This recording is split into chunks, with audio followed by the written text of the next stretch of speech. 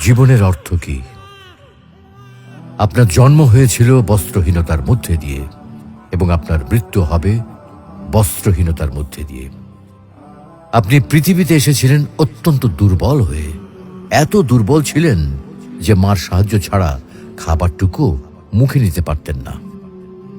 আপনি যখন এই পৃথিবী ছেড়ে চলে যাবেন তখনও আপনি অত্যন্ত দুর্বল ও অসহায় থাকবেন। তখন আপনার কাফনের কাপড়টুকু আপনি নিজে পরতে পারবেন না, আরেকজন আপনাকে তা পরিয়ে দেবে। যখন আপনি এই পৃথিবীতে এসেছিলেন তখন আপনার অর্থ সম্পদ কিছুই ছিল না।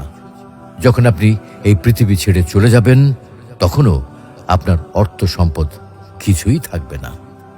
আপনাকে প্রথম গোসল যেমন অন্য কেউ দিয়েছিল, তেমনি আপনার শেষ গোসলও অন্য কেউ দেবে। আপনি যেমন পৃথিবীতে একা এসেছিলেন, ঠিক তেমনি ভাবে আপনাকে পৃথিবী থেকে একাই চলে যেতে হবে। আপনার সঙ্গে আপনার প্রিয়জন কেউ যাবে না। এটাই জীবন। হ্যাঁ, এটাই তো জীবন। তাহলে কেন এত মারামারি, এত সংঘাত, এত হানাহানি? কেন এত বিদ্বেষ?